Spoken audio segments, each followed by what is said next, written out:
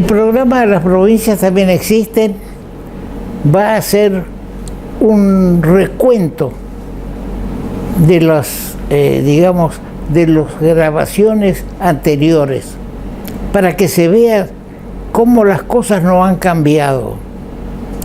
Vamos a tener 4 o 5 programas que por las fechas y las vacaciones se alejan a la realidad. Pero si ustedes ponen un poco de atención en digamos, en lo que estos programas abarcan, van a ver que no hay mucha diferencia con lo que está pasando en nuestros días en el país. Señor director.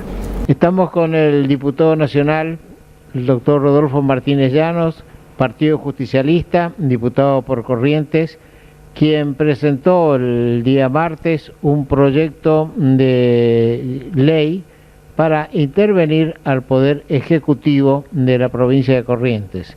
Diputado, ¿cuál es el motivo por qué usted presenta únicamente el Poder Ejecutivo y no al Poder Legislativo una intervención general legislativo y judicial?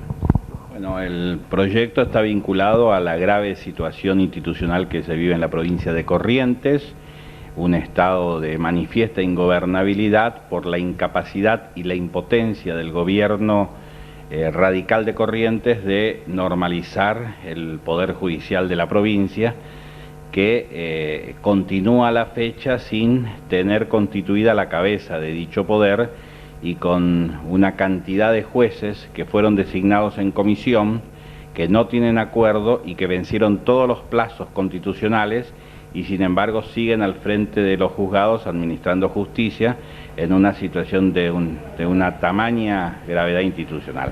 Además de esto, hay que tener presente que hay jueces a los cuales el Senado ya les dio el acuerdo respectivo hace varios meses y el gobierno, por capricho, no los pone en posesión de sus cargos. Y, como si esto fuera poco, el hecho de que frente al rechazo de algunos pliegos, el Poder Ejecutivo adopta un criterio inédito como es el de remitir una y otra vez los mismos pliegos, es decir, que yo advierto que aquí se quiere conformar una justicia adicta al poder político, seguramente con la intencionalidad de brindar un manto de impunidad para la futura salida del gobierno de esta gestión. Ahora, el presidente Kirchner ha tomado una decisión de autolimitarse para la designación futura de miembros de la Suprema Corte de Justicia. Esto se contradice totalmente con la actitud que está tomando el gobernador de Corrientes, ¿no? Yo creo que hay sí una contradicción absoluta en un criterio del gobierno nacional que está tratando de dar una imagen y una señal fuerte a la sociedad con lo que está pasando en Corrientes.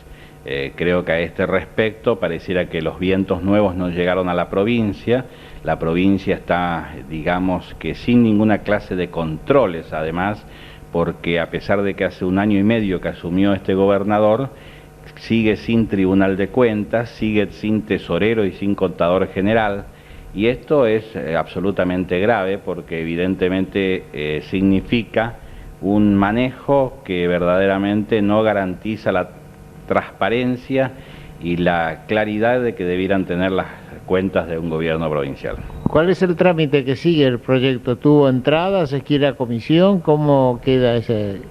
Bueno, el proyecto ingresó por mesa de entradas de la Cámara de Diputados, debe en la próxima sesión disponerse el pase a la Comisión de Asuntos Constitucionales. En ese ámbito seguramente se escucharán las voces de los distintos sectores interesados. Existe a este respecto un pronunciamiento muy fuerte de los colegios de abogados de la provincia de Corrientes. Además, el tema de Corrientes va a ser incluido en un plenario nacional de la Federación Argentina de Colegios de Abogados que se va a realizar en los próximos días. Y creo que, bueno, que es importante abrir el debate en la sociedad argentina de las responsabilidades que tiene el gobierno federal en cuanto a garantizar que en todas las provincias exista el servicio de justicia.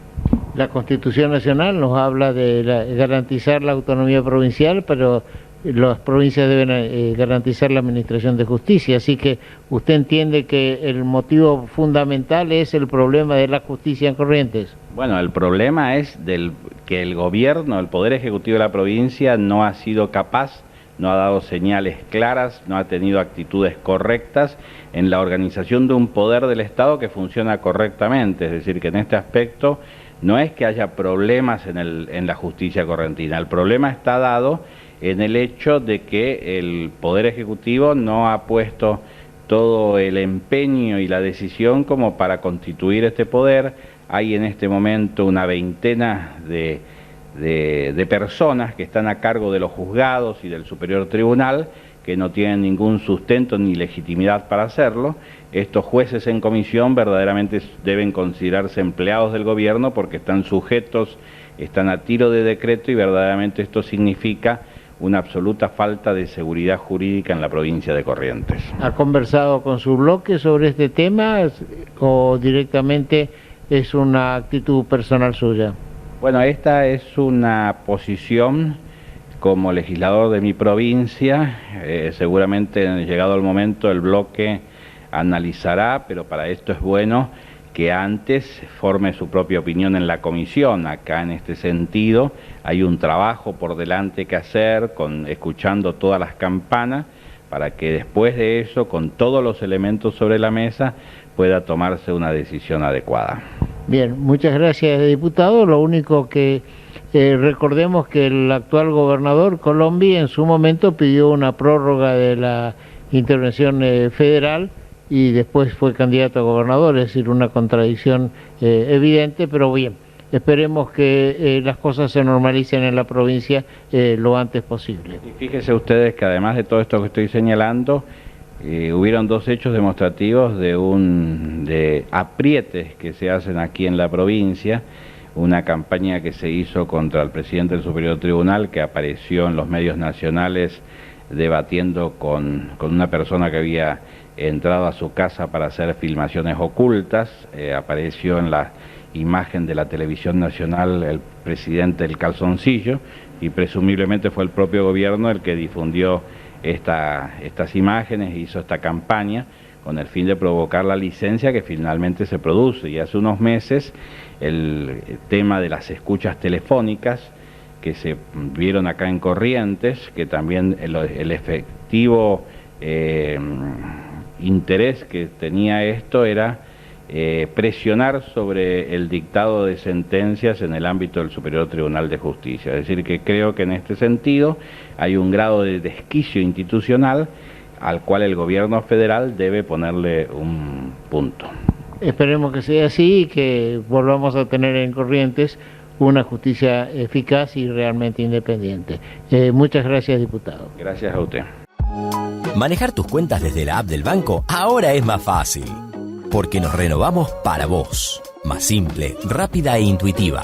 Tan segura como siempre y sin moverte de donde estés. Consulta tus saldos y movimientos. Transferí, paga servicios. Consulta disponibles de tarjetas y mucho más. Bájala gratis en el store de tu celular. Banco, el Banco de Corrientes. Por primera vez, la ciudad tendrá 7 meses de playa para que puedas disfrutarlas al máximo. Las 5 playas públicas, Arasate 1 y 2, Islas Malvinas 1 y 2 y Molina Punta estarán habilitadas desde octubre hasta abril. Te esperamos todos los días, de 8 a 20 horas, con múltiples actividades y todos los servicios que necesitas. Municipalidad de la Ciudad de Corrientes, latiendo juntos. En programas anteriores demostramos en cuadros hechos por el INDEC, donde se demuestra que precisamente el noreste es el lugar de la zona del país donde hay un mayor índice de pobreza que supera ampliamente al promedio nacional. Entonces, mientras no logremos la erradicación de industrias o de actividades comerciales importantes en nuestro interior, no va a haber desarrollo social, desarrollo económico, y vamos a seguir haciendo lo que no se debe hacer, seguir regalando pescado en vez de enseñarle a la gente a pescar. Esto traducido en el lenguaje de estos días, seguir dando planes, trabajar, porque no son creación de puestos de trabajo, porque se dice se van a crear 1 millón, 2 millones, 7 millones, total, para hablar y para prometer, nada nos impide ponerle un cero más a lo que se promete. No podemos seguir dando estos planes trabajar que ni siquiera pasan a ser un subsidio de desempleo, porque estos planes se superponen con otros planes provinciales, municipales, nacionales, y hay algunos, entre comillas, vivos, que cobran de un plan, del otro plan, del de más allá, cobra el padre, la madre, el hijo, y cobran todos, mientras que hay otros que no pueden acceder a esos planes. Es necesario desarrollar el interior industrial, es necesario buscar la erradicación de industrias y de actividades agrícolas, ganaderas en el interior, que los frigoríficos estén en las zonas ganaderas. ¿Cuáles son las zonas ganaderas? ¿La capital federal? No, no lo es la capital federal. Las zonas ganaderas están en el interior del país, la producción agrícola está en el interior del país, no están en la Plaza de Mayo. Entonces, tratemos de que se erradiquen la agroindustria, que se erradiquen frigoríficos en el interior, para lo cual hay que crear diferimientos impositivos o ventajas impositivas nacionales, porque con las provinciales únicamente nadie va al interior, para que las industrias se radiquen en esas zonas. Fíjense lo que ha pasado, por ejemplo, en la provincia de San Luis, una provincia que no tiene déficit, una provincia que no tiene casi desocupación, el nivel es muy bajo, es de una sola cifra de desocupación. ¿Cómo llegó a esto?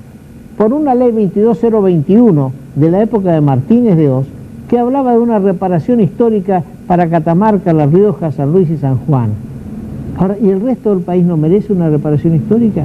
Mi provincia, Corrientes, no me voy a cansar de hablar de mi provincia, ¿no ha sido acaso una de las fundadoras, de la creadora de la Organización Nacional? ¿No ha brindado la sangre de sus hijos en la Organización Nacional en el 1820, 1830? Tampoco no ha dado la sangre de sus hijos en la epopeya de Malvinas. Entonces, ¿por qué? Porque únicamente una zona del país tiene estas ventajas que le permiten desarrollarse. Por eso vamos a hablar también con el presidente de la Sociedad Rural Argentina, el señor Enrique Croto, para que nos explique qué está pasando.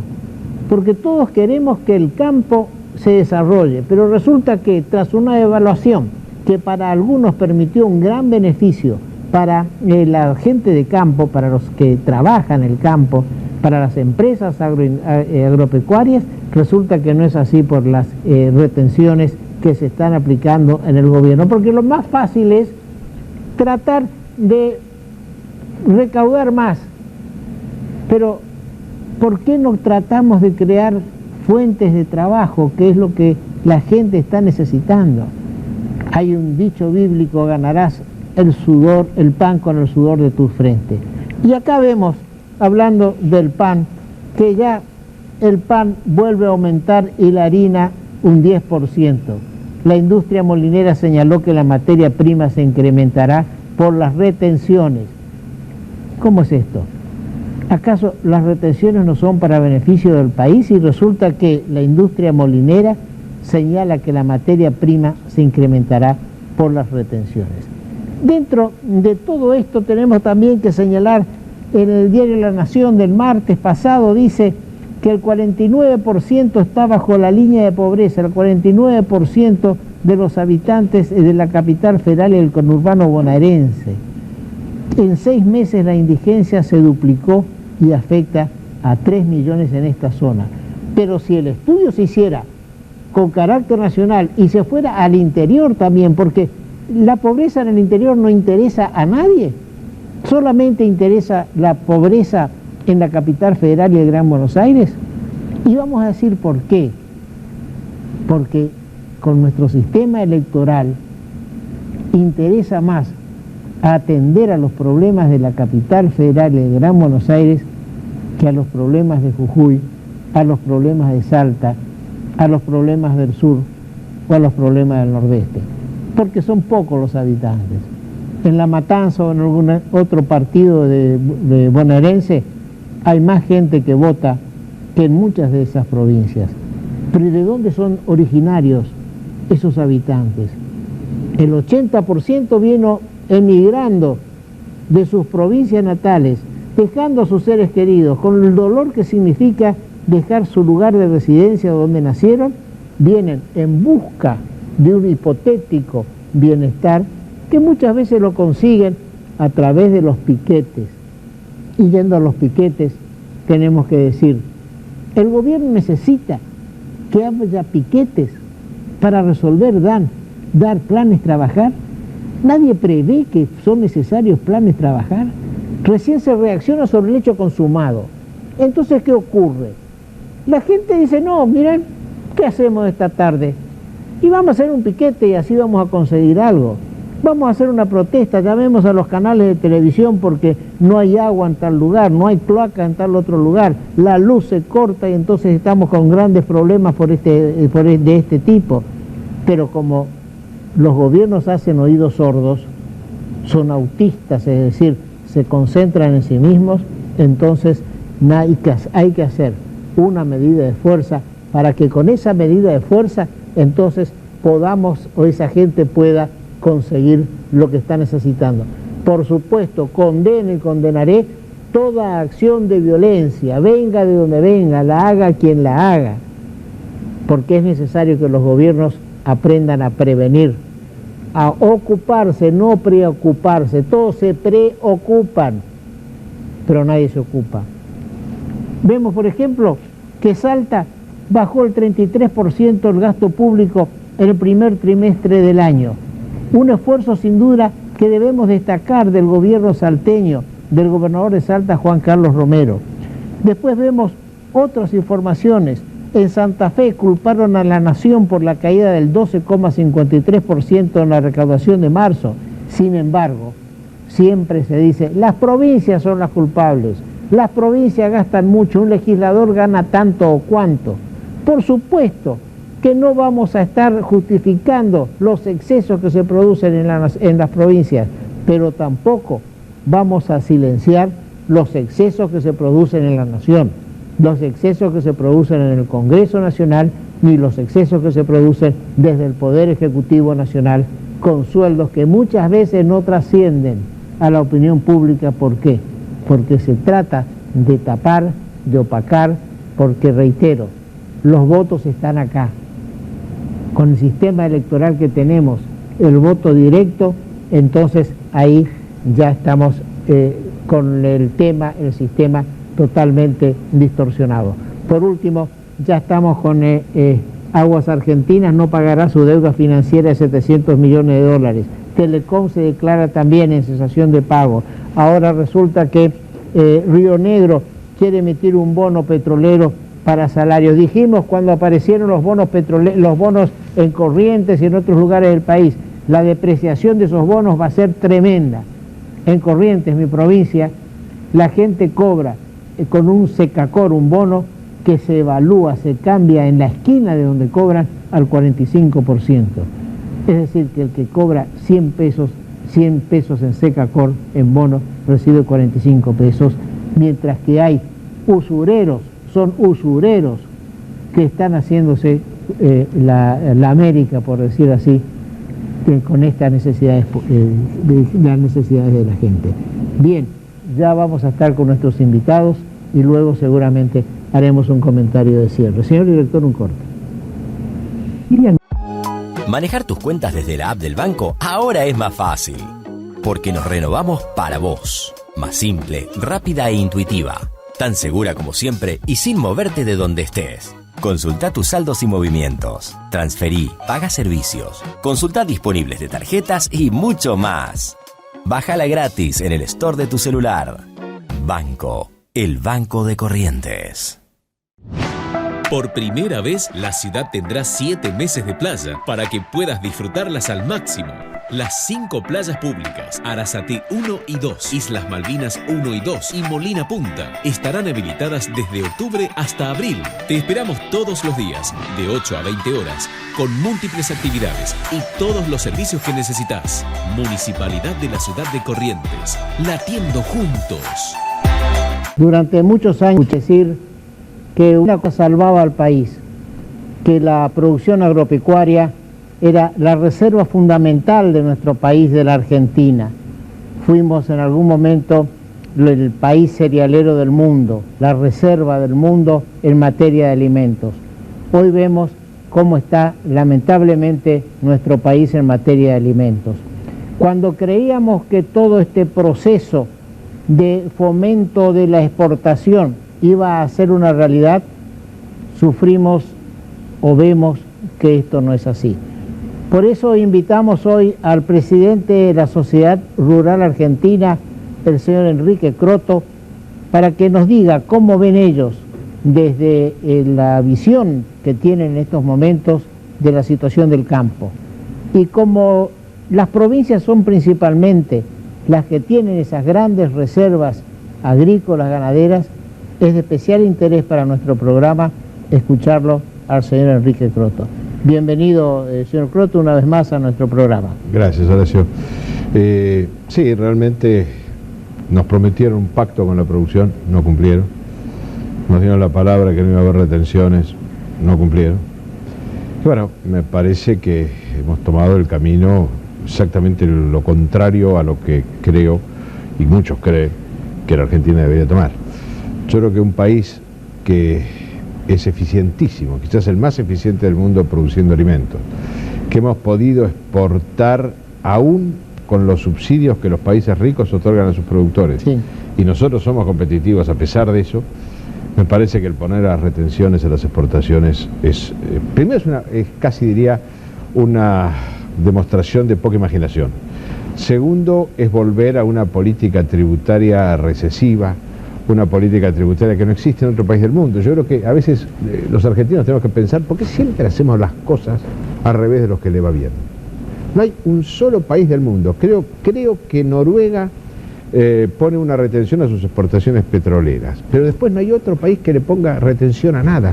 Todos premian al que exporta. Nosotros le sustraemos la renta, nosotros lo castigamos. Me parece, y estos son números que están a disposición de quien nos quiera discutir, hoy con este nivel de retenciones hemos llegado a un punto en el cual tiene mejor retorno a la inversión el hacer agricultura con los métodos de hace 10 o 12 años, extractiva de riqueza del suelo, y obtener con ese sistema 2.000 kilos de trigo por hectárea, que obtener 4.000 kilos por hectárea con una siembra directa, con toda la tecnología nueva, dándole de vueltas o devolviéndole al suelo sus nutrientes. Y esto me parece que empobrecer los suelos en el siglo XXI es casi, diría yo, algo que no nos va a ser perdonado por las futuras generaciones. Me parece que esto no se ha tenido en cuenta, estos números no se analizaron, no se desconocen, y creo que realmente es una factura que nos van a pasar a las generaciones que vienen. Ahora, ¿es cierto que la devaluación ha enriquecido a la gente del campo? No, acá hay que le va a ir mejor posiblemente a quien tenga esta cosecha en pesos, sí. Pero el productor agropecuario no es alguien que termina la cosecha, le pone un candado a la tranquera y no vuelve nunca más. El productor agropecuario está pensando cómo empieza la próxima siembra. Y entonces, nos dolarizaron, único caso. Porque usted y yo podemos ponernos 10 programas a discutir si la especificación es buena, regular o mala. Pero Argentina decidió especificar, y bueno, entonces especifiquemos todo. Acá se especificó todo, menos la deuda que el productor agropecuario tiene por insumos con su proveedor de insumos. ¿Qué pasó ahí? No sé. Yo tengo mis sospechas, pero son sospechas nada más. Entonces, tenemos insumos que valen 2.70, 2.80, el dólar, billete verde. Sí. Y yo cobro $1 que me lo pasan por un corralito, me le hacen las retenciones correspondientes, los exportadores en una cartelización insólita deciden por las de ellos que el 10% del precio me lo van a pagar a 120 días en pesos. Bueno, entonces la carrera es muy despareja. Es decir, yo pienso que en algunos cultivos con muy buenos rindes, como en algunas zonas se están teniendo, hoy un productor va a tener plata. Pero cuando tenga que encarar la próxima siembra, yo prefería estar con el 1 a 1 que como estamos ahora. ¿No será esto un revivir de aquella vieja lucha o concepción de la posguerra en que la gente estaba contra el campo, a favor de una industria que empezaba a florecer o que floreció durante la Segunda Guerra, y creer que el hombre de campo es un ser al que hay que tenerlo bajo control? Si es así, sería muy triste que todavía volvamos entrando al siglo XXI a los medios de hace 50 años de posguerra. Pero yo quiero creer que no, yo quiero creer que hay industrias en la Argentina que son eficientes. Las industrias ineficientes en Argentina y en cualquier otro lugar del lado se tendrán que eliminar solas. No puede seguir sosteniendo todo el país 4, 10, 20, 100, 2000, no sé cuántos son industriales ineficientes. Esos tendrán que desaparecer. Lo que creo que hay que apoyar es a 300, 400, 500 industrias realmente competitivas que quieran crecer a nivel mundial, que se inserten en el mundo de hoy.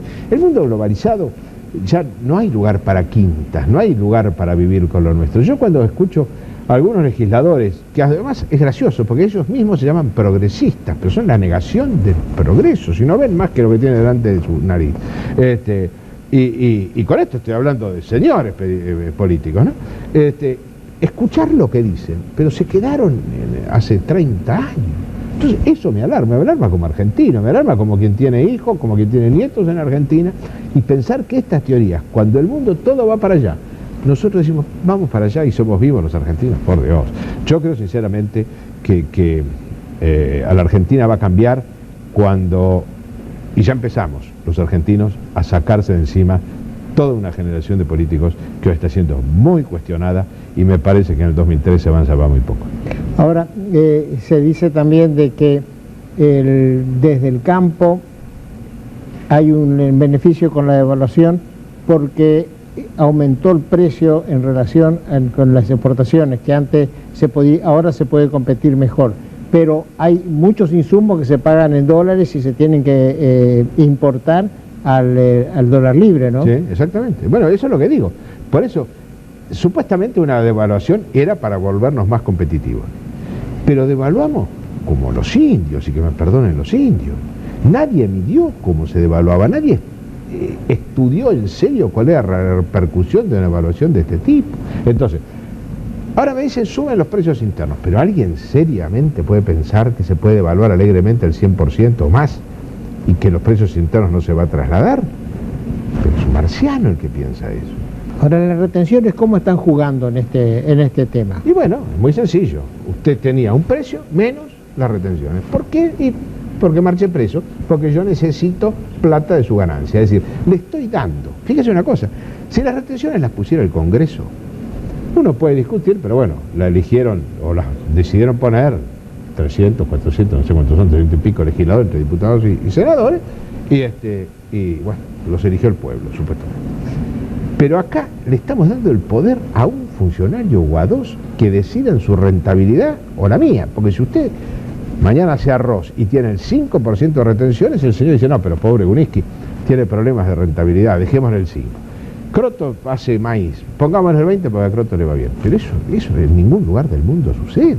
No se le puede manejar la rentabilidad al arbitrio de un funcionario, que puede tener toda la buena intención del mundo, pero por ahí desconoce qué es lo que pasa en las empresas. Y creo que en este caso se desconoce totalmente. Los números que nosotros tenemos, insisto, están a disposición de que los quiera discutir, demuestran lo que yo le acabo de decir. Y esto es alarmante porque la producción argentina va a empezar a decaer. En vez de, llegamos a 70 o cerquita, en vez de ir a 80, 90, 100, vamos a ir 60, 50, 40 y vamos a volver al 70 y pico. Ahora, el tema de la aftosa desapareció definitivamente dentro del campo argentino. Yo diría que hoy sí, toco madera, quiero creer que no va a volver, pero tenemos que ser muy responsables, vigilar, hacer las cosas muy bien, tener cuidado, respetar las leyes, y bueno, vigilar mucho, vacunar, la vacuna es muy buena. Acá no hay lugar para vivos ni para tramposos, hay que hacer las cosas bien, y bueno, así como hemos recuperado los mercados, empezaremos a ganar nuevos, espero, y el negocio de la ganadería y de la carne en la Argentina puede volver a ser un muy buen negocio. Ahora, el alza de las retenciones provocó la renuncia de Paulón a Agricultura, dice el diario La Nación. No había aceptado su propuesta de subirla solo al 13,5%. ¿Todavía se está discutiendo un aumento de las retenciones, Croto? Mire, hace 20 y pico de días, creo que no hace un mes, eran el 10. hoy son del 20. ¿Por qué tengo que pensar que mañana no le cierra un número o viene sin de nuevo a querer que se cierre en el presupuesto y el presupuesto no cierra? Porque este es otro tema, nadie habla de reducir el gasto en Argentina. Entonces tienen que cerrar un bache y ponerle 30, va a decir alguno y nos pondrán 30 y bueno, entonces ya todo en mi pedazo. Un senador, importante senador nacional acá por la capital federal, dijo que el Congreso de la Nación es nada más que una escribanía donde se certifican los proyectos y las cosas que hace el Poder Ejecutivo. Por eso cuando nuestro invitado dice que si las cosas fueran puestas por el Congreso de la Nación, uno tiene sus dudas hasta dónde el Congreso de la Nación muchas veces analiza la trascendencia que tienen estas cosas. Bien, se anuncian algunas medidas de fuerza de que van a bloquear los puertos cerealeros, los chacareros sostienen que la devaluación no los beneficia, alrededor de 1000 productores se juntaron en Junín. ¿Realmente puede llegar a plantearse una medida de fuerza de este tipo? Mira, algunas entidades colegas y presidentes de entidades colegas están pensando en medidas de este tipo. No es el estilo de la sociedad rural argentina ni el cortar las rutas con piquetes ni el cerrar el acceso a un puerto. Me parece que la libertad de uno acaba donde comienza la del otro, ¿no? Pero no, yo no descartaría un paro. Pero en el caso concreto de rural, y yo no voy a hablar por mis colegas, en el caso concreto de rural nos vamos a tomar los tiempos necesarios para analizar. Yo la semana que viene tenemos citado al Consejo Federal y al Consejo Institucional, vamos a escuchar los presidentes de las rurales del Consejo Federal, sus opiniones, las distintas zonas. Después tengo en Córdoba una reunión con todos los delegados. Bueno, y una vez que hayamos escuchado a nuestros cuadros, ahí decidiremos la actitud a seguir. Bien, decíamos todos por el bien del país que el campo y ese lema que está en el frontispicio de la calle, de la sede de la sociedad rural, de que cultivar el suelo es servir a la patria, vuelva a ser un aliciente para que el campo se levante, la parte agrícola, la parte ganadera, porque eso da trabajo en todo el interior del país. Las industrias frigoríficas deben instalarse en el interior del país, debe haber una agroindustria en todo el interior del país y no concentrarse únicamente en la capital. Muchas gracias, señor Croto, y en unos minutos estamos con el senador Eduardo Moro del Chaco, con quien vamos a analizar los resultados, si es que hubo algún resultado de esta reunión del presidente con los gobernadores que pertenecen a la alianza. Vamos a un corte, señor director, y nuevamente muchas gracias. No, gracias a usted. Manejar tus cuentas desde la app del banco ahora es más fácil, porque nos renovamos para vos. Más simple, rápida e intuitiva, tan segura como siempre y sin moverte de donde estés. Consulta tus saldos y movimientos, transferí, paga servicios, consulta disponibles de tarjetas y mucho más. Bájala gratis en el store de tu celular. Banco, el banco de Corrientes. Por primera vez, la ciudad tendrá 7 meses de playa para que puedas disfrutarlas al máximo. Las 5 playas públicas, Arasate 1 y 2, Islas Malvinas 1 y 2 y Molina Punta estarán habilitadas desde octubre hasta abril. Te esperamos todos los días, de 8 a 20 horas, con múltiples actividades y todos los servicios que necesitas. Municipalidad de la Ciudad de Corrientes, latiendo juntos. El senador nacional por la provincia del Chaco, el doctor Eduardo Moro, representa a la Unión Cívica Radical, a la Alianza. Bienvenido, Eduardo. En el Chaco tengo entendido que fue la primera expresión de la Alianza que después llevó al gobierno de la Rúa Álvarez, ¿es así? Así es, a nivel país fue la primera experiencia donde se concretó la alianza desde el punto de vista electoral con un resultado importante, aún antes de haber fraguado la alianza a nivel nacional en el año fines del 95, cuando se tiene un triunfo importante en nuestra provincia y desde entonces se conserva en la administración del gobierno provincial. Por la información periodística, en especial de los diarios de nuestras provincias, del Chaco y de Corrientes, hemos visto que participaste de las reuniones que se hicieron en la isla del Cerrito con el presidente de la Nación, su gabinete y demás. ¿Cómo vio el Chaco, cómo viste vos, cómo vio el gobernador Rosas esta reunión que se realizó en el Chaco? Bueno, para nosotros fue muy importante, aún admitiendo el grado de limitaciones que pueden tener este tipo de encuentros en las dificilísimas circunstancias en que se está desenvolviendo la vida del país, pero de todas maneras el presidente estuvo desde el jueves a la tarde hasta virtualmente la tarde del domingo en el Chaco, y esto es mucho para las provincias como las nuestras, que a vos te consta son usualmente marginadas, o cuanto más reconocen algún paso muy fugaz de los presidentes de la República y de su gabinete. Tuvo además esta reunión varios matices, porque primero el presidente se entrevistó con los gobernadores de la Alianza. Allí hubo un ámbito, un nivel de diálogo que desde luego expresó la preocupación unificada de este conjunto de representantes provinciales. Luego hubo también, y por separado, una reunión con los intendentes del Chaco, con todos los intendentes del Chaco, de todos los partidos políticos, todas las expresiones políticas, que fue protagonizada por la esposa del presidente, pero a la cual el presidente finalmente también se incorporó, y donde se trataron fundamentalmente los programas sociales nacionales, en particular el programa Jefa y Jefe de Hogar, que se está dando un gran impulso, y se explicitó junto a otros requerimientos que hicieron los intendentes. Finalmente, ya esto durante la mañana del domingo, a nivel de gabinete provincial, hubo una jornada de trabajo muy intensa, donde por la Nación estaba el presidente, el jefe de gabinete, el ministro de Economía, el ministro de Trabajo, el ministro de Salud, el secretario general de la Presidencia, el representante de Agricultura y Ganadería, Paulón, que hoy renunciante, sí, y otros funcionarios nacionales, y siendo sus interlocutores el gabinete provincial del Chaco. Esto permitió conversar mucho acerca de la problemática específicamente chaqueña. Y finalmente, en lo que hace a esa ronda de conversaciones y de análisis, el presidente y algunos de sus colaboradores, incluido el ministro de Economía, se entrevistaron con sectores representativos de la provincia, tanto empresariados de la industria y del comercio y servicios, como de los sectores de la producción rural, tanto pecuaria como agraria. Y como conclusión de esta tarea tan intensamente desarrollada por el presidente en el Chaco, y junto al gobernador y al intendente de la ciudad de Saspeña, que es nuestra segunda ciudad de importancia inundada provincial, prácticamente, ¿no? Está pasando una gravísima contingencia pluvial junto a otras zonas de la provincia. Recorrieron, digamos, sobrevolaron las zonas afectadas por las inundaciones, lo cual ha permitido una evaluación, bueno, si no epidérmica, diríamos, al menos para tener una visión bastante aproximada de la magnitud del fenómeno.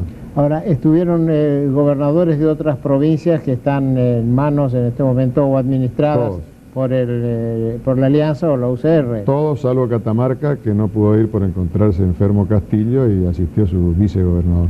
Ahora, las otras provincias, las del sur o el Río Negro, por ejemplo, plantearon los problemas que hay en estos momentos ahí, Chubut también, del sur, el tema del petróleo, las retenciones que se están haciendo del petróleo y el gas. Bueno, digamos, un poco para ubicar esto, que las provincias patagónicas tienen una virtud importante, que yo la estoy conociendo más de cerca ahora que estoy en el Senado, y tienen una experiencia de trabajo en común, que yo creo que proviene a su vez de tener identificados algunos puntos básicos de preocupación, como son los que vos mencionaste, cualquiera sea el partido político al que pertenezcan. Sí, sí. Esto lo percibo en la labor parlamentaria, y la verdad es que me gustaría que a nosotros, la gente del Nordeste o del Norte, si queremos hablar con mayor amplitud, hubiéramos alcanzado el mismo grado de desarrollo en la compatibilización de objetivos de mínima, al menos para trabajar juntos de todos los sectores políticos. Entonces, yo te diría que ese trabajo lo hacen los patagónicos en general y desde hace bastante tiempo en todos los foros. No creo que ese haya sido específicamente el punto allí en la reunión. Más bien lo que hubo en esa reunión fue el encuentro con los gobernadores de la Alianza, así como antes Duhalde se había reunido a solas con gobernadores del justicialismo. Sí. De modo que aquí se han expresado problemas que yo diría, el primero y principal por la urgencia insoslayable de los gobernadores es la situación de la coparticipación, que se encuentra afectada, demorada, comprometida, y el grave endeudamiento que tienen. Y aquí el punto que los gobernadores han querido obtener.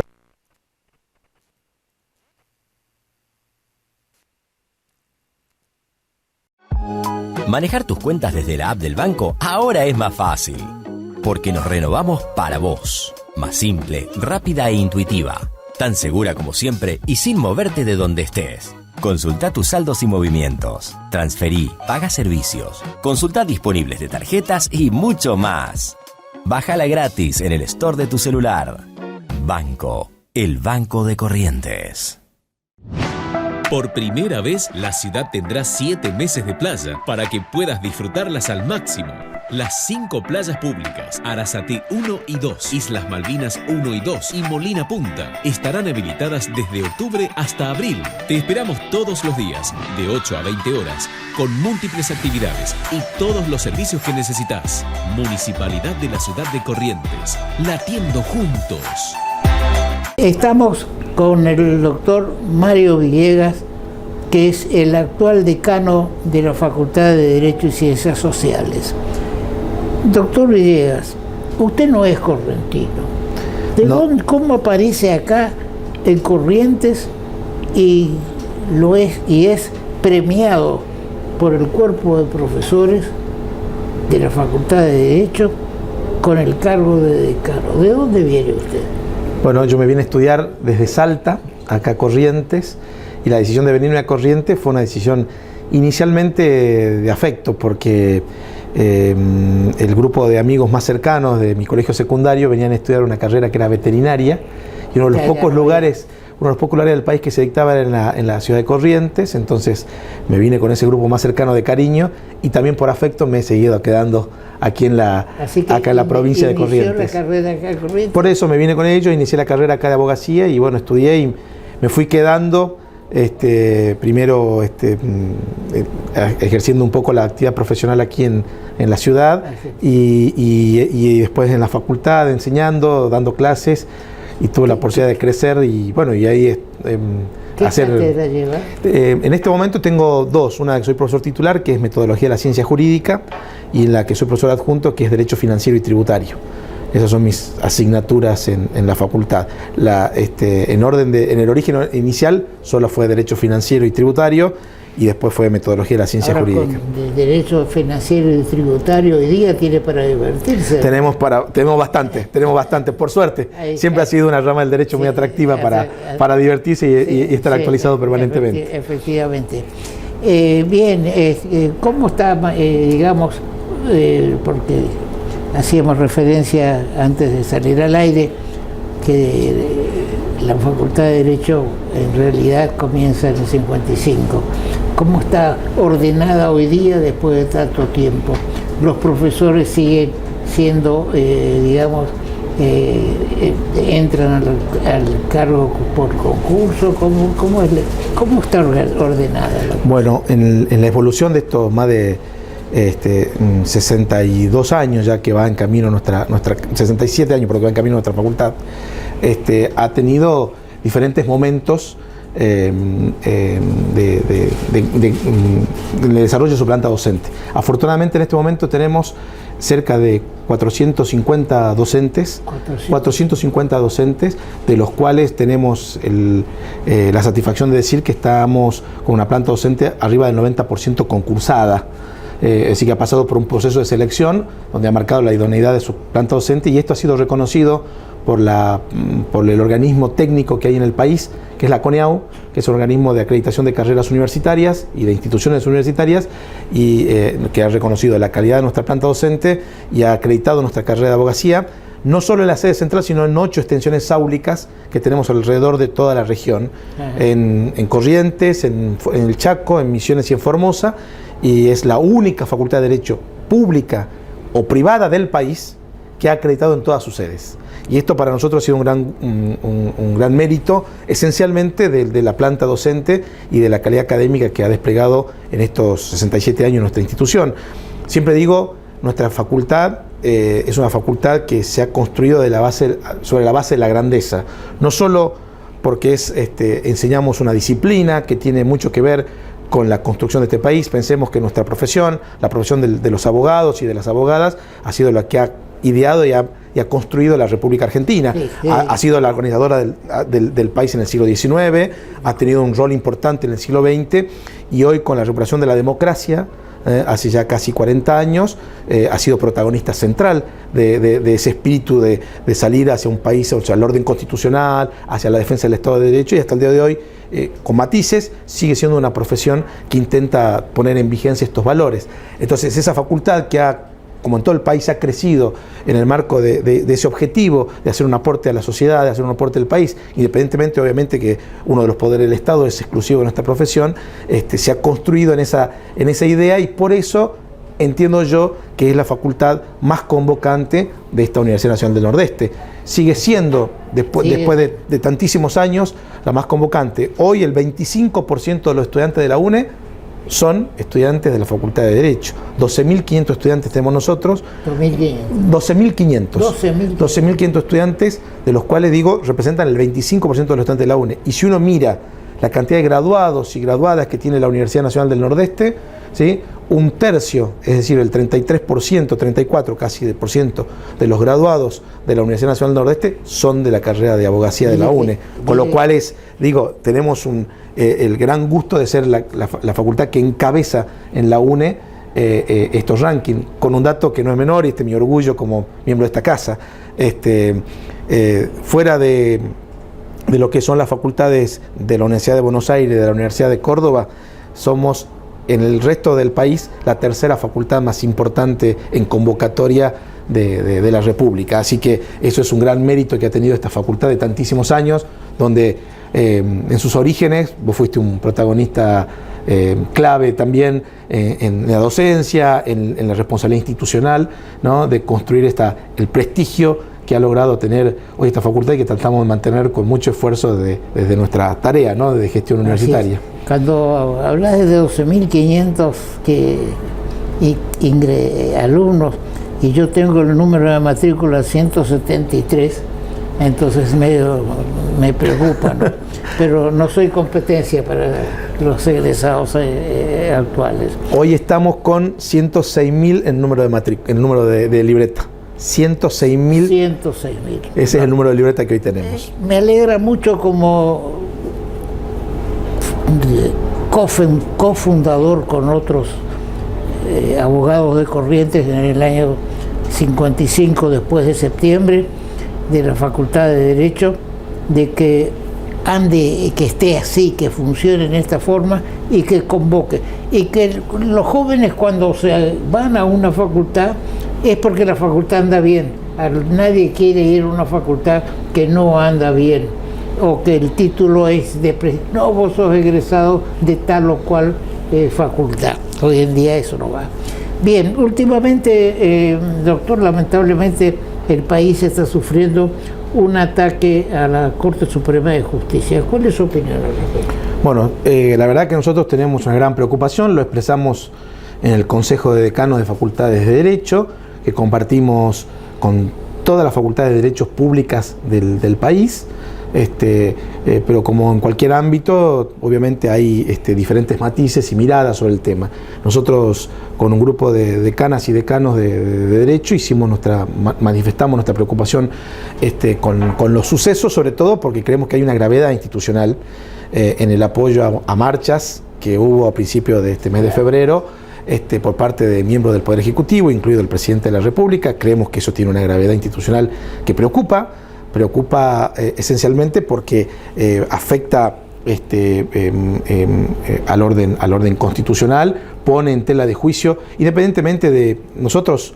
Somos profesores de la facultad, y como profesores de la facultad hacemos crítica a los fallos de la Corte, y tenemos obviamente también miradas sobre el derecho, ¿no? Pero de ninguna manera se nos ocurriría organizarnos y salir a reclamar la renuncia, e inclusive con actitudes que rayan lo sedicioso, ¿no?, que está establecido en el artículo 22 de la Constitución Nacional. Esto nos preocupa porque son decisiones que van más allá inclusive de que uno pueda pensar de que es para lograr, no sé, algunas cuestiones de impunidad de algunos personajes políticos. Sí. Yo creo que va más allá porque hay una actitud que intenta afectar al funcionamiento de la Corte Suprema, de la independencia del Poder Judicial, justo cuando hace nada, la Corte Suprema antes de fin de año saca un fallo muy fuerte en torno a la conformación del Consejo de la Magistratura, lo cual está diciendo, señor, está en juego la independencia del Poder Judicial, el equilibrio de poderes y de los miembros que integran ese Consejo tiene que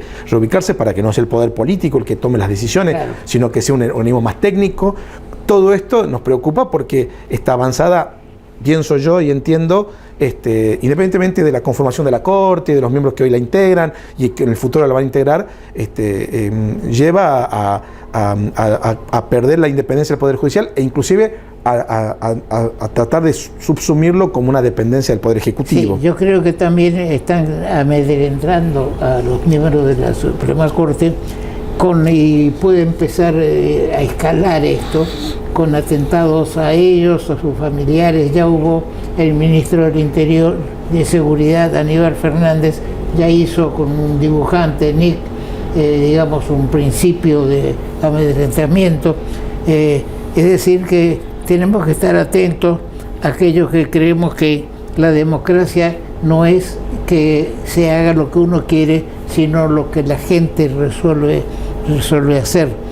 Para eso tenemos nuestras elecciones, aunque yo creo que tenemos un exceso de elecciones, doctor.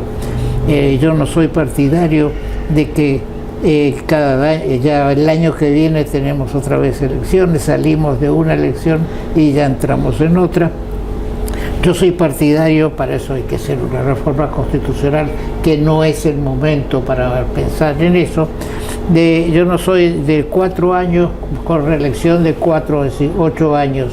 Yo soy partidario de los 6 años de la 53 de la Constitución del 53, lo que le da al presidente una posibilidad de desarrollar una política, porque si cada 2 años con la renovación de medio año tenemos elecciones y todos piensan como ahora se está pensando. Fíjense, estamos casi a 2 años de una elección y ya todo el mundo está pensando en quién va a ser presidente, y en eso cae lamentablemente, en mi criterio, el gobernador de la provincia también, porque siempre hay grupos que son los que calientan la cabeza uno a otro con distintas especulaciones. Bien, volvamos al tema universitario. Ahora, usted, la Facultad de Derecho sigue manteniendo, por supuesto, una representación en la universidad, en el Consejo Superior de la Universidad. Ahora, la universidad en conjunto está haciendo una expansión hacia la sociedad, hacia afuera. Siempre nuestra universidad se pensó como una universidad regional, porque de hecho surge de la matriz de otra universidad regional como fue la Universidad del Litoral. Gran parte de nuestras facultades, algunas venían de la Universidad de Tucumán, pero básicamente nuestro origen fue la Universidad del Litoral. Las facultades de Veterinaria y Ciencias Agrarias tienen más de 100 años de existencia porque eran facultades que pertenecían a esa universidad. Y como recordábamos más temprano, nuestra facultad fue Escuela de Derecho de la Universidad del Litoral y antes de ser facultad que pertenecía a la Universidad Nacional del Nordeste. La UNE siempre tuvo esa vocación regional y de expansión y la sigue manteniendo, por suerte, hasta el punto que hemos logrado como una estrategia llevar educación superior en diferentes carreras, abogacía es un ejemplo, a distintos puntos de la región para que la gente no tenga la necesidad a veces por diferentes motivos de trasladarse hacia la ciudad de Corrientes y pueda cumplir su expectativa de desarrollar estudios universitarios en sus ciudades.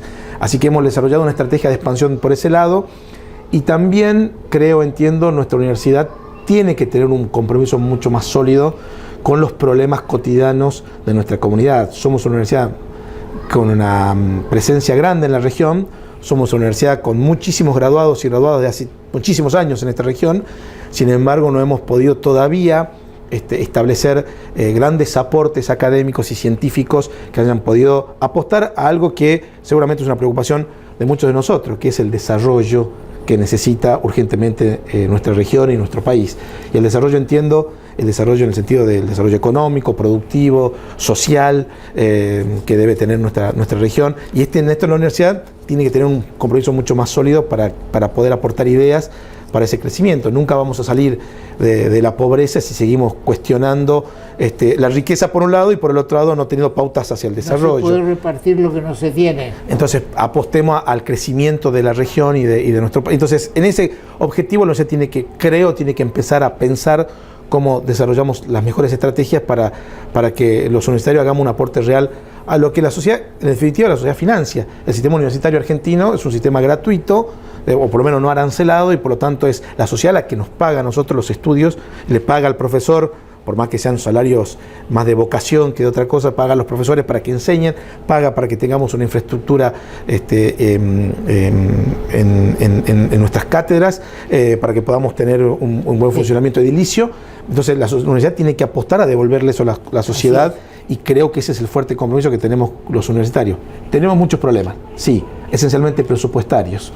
Hoy, como nunca, en el presupuesto argentino, aprobado para este 20, que está en tratamiento para este año 2022, estamos discutiendo un presupuesto muy exiguo, siempre de lo que piden las universidades para llegar a las pautas salariales y acomodar a la inflación a los gastos. Estamos siempre entre lo que piden las universidades y lo que le otorgan los gobiernos, siempre son una diferencia de 3-4 puntos. Hoy la diferencia de 20 puntos, 75.000 millones de pesos, es la diferencia que hoy tenemos entre lo que el gobierno nacional propone y lo que las universidades reclaman. Eso tiene un impacto y va a tener un impacto seguramente en nuestra vida cotidiana como universitarios, porque te hago una breve reseña. Si no fuese por la pandemia, siempre digo, no sé si hubiese podido pagar la luz en estos años, ¿no? Porque no tener los aire acondicionados prendidos ni gastar energía eléctrica nos ha permitido pagar tarifas más baratas en este tiempo, y los recursos la verdad son cada vez más escasos. Y aparte de eso los cortes y demás, pero no importa, porque vamos a tener un corso con una gran iluminación, como un elemento de desarrollo de alguno que le gusta el corso. Yo he sido presidente de Copacabana hace 40 años, ¿no es cierto? Y creo que en este momento no debería hacerse el corso, pero bueno. Doctor, usted como profesor de finanzas, ¿cómo ve este tema del Fondo Monetario? ¿Ha tenido oportunidad de conocer algo más de lo que conocemos nosotros, el común, por los diarios?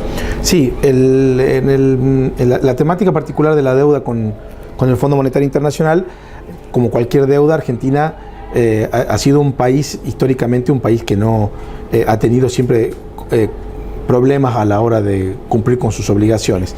Y esto se debe generalmente a malas decisiones de los diferentes gobiernos que han adquirido las deudas necesarias en algunos casos para poder sobrellevar y afrontar desafíos en algunos momentos para el crecimiento de nuestra república y en otros momentos para cubrir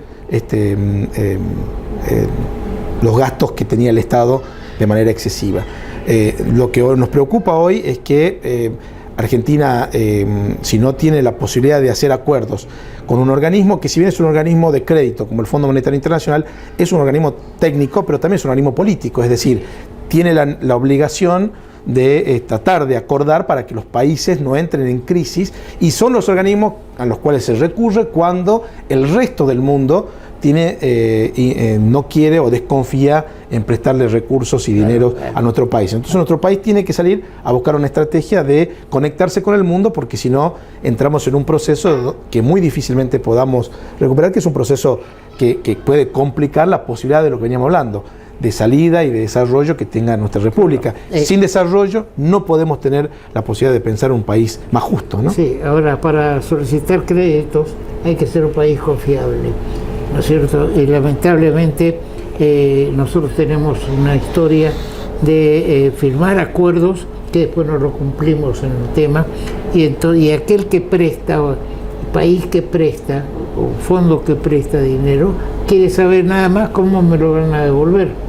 No viene a regalar, como algunos piensan que China o Rusia van a venir a solucionarnos los problemas, van a ser prestamistas también.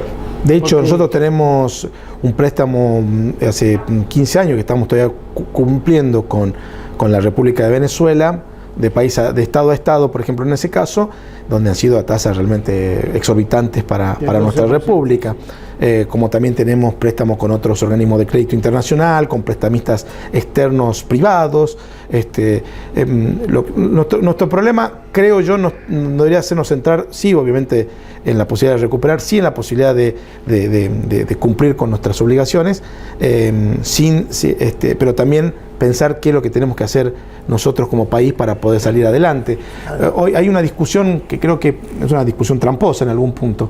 Esto implica hacer un gran esfuerzo como república para poder salir adelante.